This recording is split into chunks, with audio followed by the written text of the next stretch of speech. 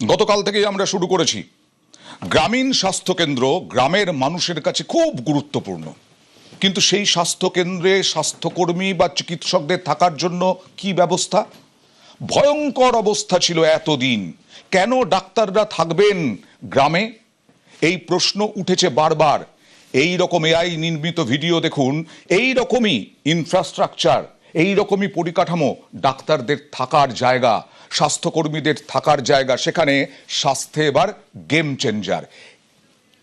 AC, শীতাতপ নিয়ন্ত্রিত ঘর পাবেন এবার, তৈরি হচ্ছে এই রকমই ঘর। মুখ্যমন্ত্রী শুভেন্দু অধিকারী তিনি একেবারে বলে দিয়েছেন, নির্দেশ দিয়ে দিয়েছেন যে গ্রামে গ্রামে স্বাস্থ্যকর্মী চিকিৎসকদের জন্য ওই গ্রামেই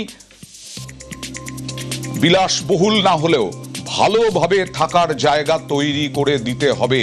কারণ যখন প্রসূতি আসেন, যখন কোনো গুরুতর অ্যাক্সিডেন্ট, দুর্ঘটনায় কোনো আশঙ্কাজনক ব্যক্তি আসেন, তখন কয়েকটা সেকেন্ডও খুব গুরুত্বপূর্ণ। কিন্তু তখন শুধু স্বাস্থ্যকর্মী অন ডিউটি যিনি, তিনি থাকেন। তারপরে ডাক্তার, স্বাস্থ্যকর্মী তারা অনেক দূরে থাকেন। কারণ যেরকম ভাবে আমরা দেখিয়েছি গতকাল থেকে, যেরকম থাকার জায়গা জঙ্গলে ভর্তি, চাঙড় ভেঙে পড়ছে, ছাদ দিয়ে জল চুইয়ে পড়ছে, সাপ বিছে সবের আনাগোনা, সেখানে ডাক্তার একজন, তিনি থাকবেন কি করে? স্বাস্থ্যকর্মীরা থাকবেন কি করে? শুভেন্দু অধিকারীর যে ভাবনা, শুভেন্দু অধিকারীর যে পরিকল্পনা মুখ্যমন্ত্রীর, তা বললেন স্বাস্থ্যমন্ত্রী শারদ মুখোপাধ্যায়। প্রান্তিক গ্রামীণ বাংলায় লোকজন থাকে না, পরিষেবা দিতে পারে না, কেন ডাক্তাররা থাকতে পারে। 21-22 বছরের ছেলে একটা প্রত্যন্ত গ্রামে প্রান্তিক জায়গায় তার জীবনটা কি হতে পারে? সেখানে অনেক সময় ইলেকট্রিসিটি থাকে না, তার থাকার জায়গা অব্দি নেই, একটা কোয়ার্টার নেই। মাননীয় মুখ্যমন্ত্রী বলেছেন আমাদের 341টা ব্লকে প্রত্যেকটি নার্সিং স্টাফ, প্রত্যেকটি ডাক্তার, প্রত্যেকটি ফার্মাসিস্ট, স্বাস্থ্যকর্মীর জন্য ফ্ল্যাট দিতে। সেইটা বলেছেন বাংলো টাইপের করতে, একতলা 2 বেডরুম উইথ BHK বলেছেন একদম। এটাও বলেছেন যেন এয়ার কন্ডিশন থাকেন। আমরা ওয়ার্কআউট করছি প্ল্যান।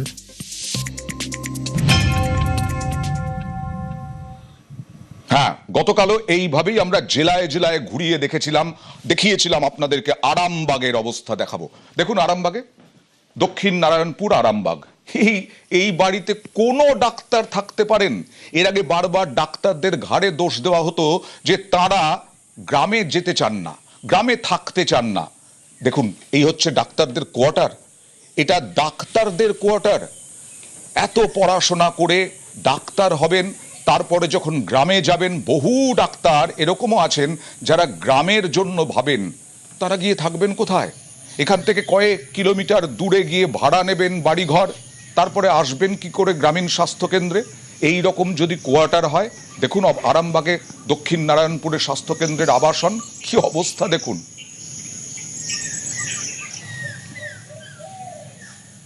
দেখছেন তো, সব ঝরে ঝরে পড়ে আছে, সব ক্যাঁচা বালিশ সব ভিজে যাচ্ছে। আমাদের কি কষ্ট করে রাত্রে থাকি, মশা দুনিয়া, শিয়াল সাপ এসব বেরোয় এখান থেকে। ছেলে মেয়ে বউকে নিয়ে থাকা খুব কষ্ট।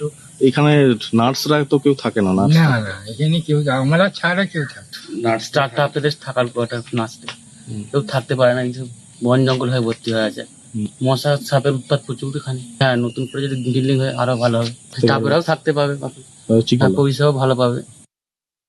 আরামবাগের দক্ষিণ নারায়ণপুর গ্রামীণ হাসপাতাল ছবিটা দেখালেই বোঝা যাবে কি অবস্থা। প্রত্যেকটি বিল্ডিং এর দেওয়ালে দেওয়ালে, ছাদে পুরো আগাছায় ভর্তি হয়ে গেছে। কোয়ার্টারের কি অবস্থা সেটা একবার দেখবো। এই যে জানালায় কিন্তু পুরো জানালা জুড়ে কিন্তু ধরে গেছে। থাকা বসবাসের এই মুহূর্তে কিন্তু একেবারে অযোগ্য এই কোয়ার্টার। এই হচ্ছে কোয়ার্টারের হাল। এবং পরপর যে দেওয়ালের চাঙড় কিন্তু পরপর খসে পড়ছে, এবং পরপর যে 8টি কোয়ার্টার বর্তমানে কিন্তু বসবাসের একেবারে অযোগ্য হয়ে গেছে।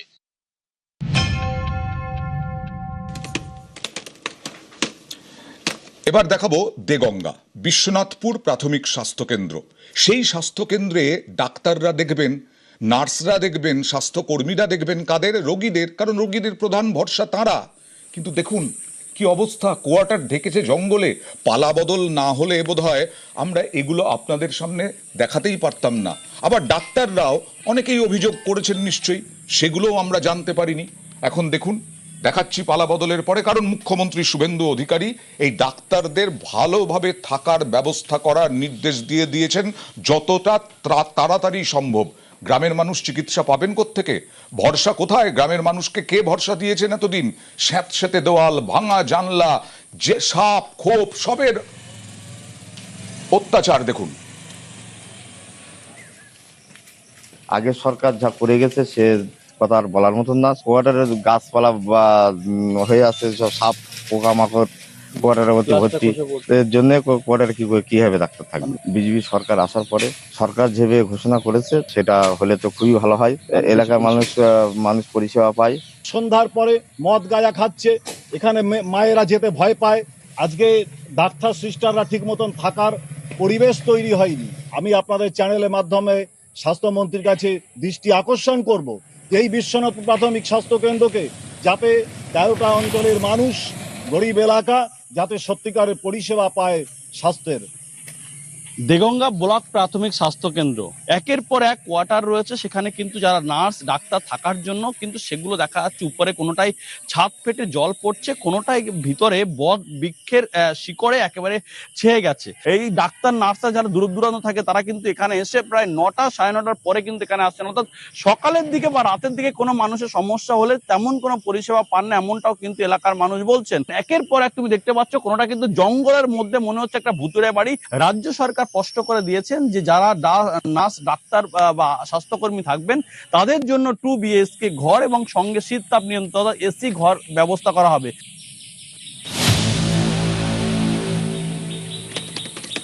এবার দেখাবো বাসন্তী গ্রামীণ হাসপাতাল। সেই বাসন্তী গ্রামীণ হাসপাতালের কোয়ার্টার দেখুন, সরকারি কোয়ার্টার। রাত্রিবেলা কিভাবে থাকবেন ডাক্তার স্বাস্থ্যকর্মীরা? এখানে থাকা সম্ভব কোনো সাধারণ মানুষের পক্ষে? গ্রামের মানুষের পক্ষেও কি থাকা সম্ভব এই ধরনের কোয়ার্টারে? বাসন্তী গ্রামীণ হাসপাতালে এটা নার্সদের কোয়ার্টার, কেন থাকবেন এখানে? থাকার যোগ্যতা এখানে আছে এই বাড়িটার? ছাদের চাঙড় খসে পড়েছে, দেওয়ালে ড্যাম, চারিদিকে আগাছা আবর্জনা, এইভাবেই চলেছে এতদিন ধরে। সাপের ভয়। একজন মহিলা এখানে থাকতে পারবেন?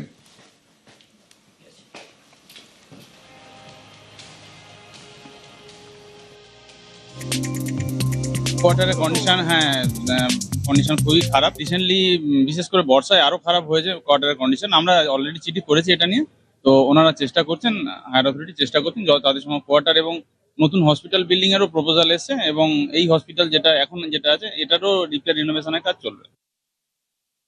যেসব নার্সরা থাকেন বা কর্তব্যরত নার্সরা তারা কিন্তু এইসব কোয়ার্টারে থাকতেন, তবে ইতিমধ্যে এইরকম 6টি কোয়ার্টার রয়েছে যে কোয়ার্টারগুলি ভগ্নদশা অবস্থা। শুধু ভগ্নদশা অবস্থা নয়, ভেঙে চুরে রয়েছে বিভিন্ন ঘরের চাঙড় থেকে শুরু করে জানলা দরজা সবকিছুই কিন্তু ভেঙে চুরে রয়েছে। সেই কারণেই কিন্তু আসতে চায় না এই হাসপাতালে নার্সরা, কারণ এখানে যে থাকার ব্যবস্থা রয়েছে সেটি কিন্তু যথেষ্ট ভগ্নদশায় অবস্থা। মাননীয় শুভেন্দু অধিকারী তিনি জানিয়েছেন যে হাসপাতালে যেসব নার্সদের কোয়ার্টার রয়েছে সেগুলি কিন্তু 2 কামরার এবং এসি করা হবে। বাসন্তী থেকে ক্যামেরায় ওয়াইদের সঙ্গে অনুপ বিশ্বাস, নিউজ 18 বাংলা। এবারে উত্তরবঙ্গে চলে যাই। নকশালবাড়ি দেখুন, এগুলো পোড়ো বাড়ি, এখানে কেউ থাকার মতো নয়। কলকাতা শহরেও এরকম বিভিন্ন পোড়ো আবাসন রয়েছে যেখানে কেউ থাকেন না, আর থাকা সম্ভব নয়।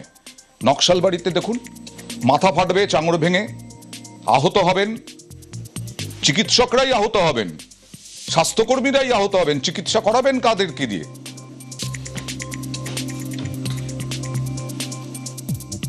আপনারা এই যে দেখতেছেন পিছনে ভেঙে টেঙে কারণ হয়ে আছে, জল লিক হয়, জল সোফায় একটা রুমে থাকতে লাগে, সর্বরুম ইউজ করা যায় না, বা রান্না করার অবস্থা বলছি খারাপ, উপর থেকে জল পড়ে। পিছন সাইডে গাছ ভর্তি আছে, গাছ কাটানো মানে কেউ লোক পাওয়া যায় না। রাজ্য সরকার তো চিন্তা ভাবনা করছে আপনাদেরকে কোয়ার্টার গুলোকে ঠিকভাবে করার, অনেকটা ভালো হবে, আমরা টাইম টু টাইম সব কাজ করতে পারবো, করতে পারবো। কার্যত প্রাণের ঝুঁকি নিয়েই বসবাস করতে হয় হাসপাতালের স্বাস্থ্যকর্মীদের। নকশালবাড়ি গ্রামীণ হাসপাতালের ছবিটা যেন বদলায়নি। বিভিন্ন রুম থাকা সত্ত্বেও রুমের যে হাল, অর্থাৎ কোয়ার্টারের যে হাল, তাতে কিন্তু বাধ্য হয়ে 1টি বা 2টি রুমেই জীবনযাপন করতে হচ্ছে স্বাস্থ্যকর্মীদের। একবারে শোয়ার রুম থেকে শুরু করে রান্নাঘর অন্য কিছু রুমও কিন্তু দেখা যাচ্ছে বিপজ্জনক ছবি।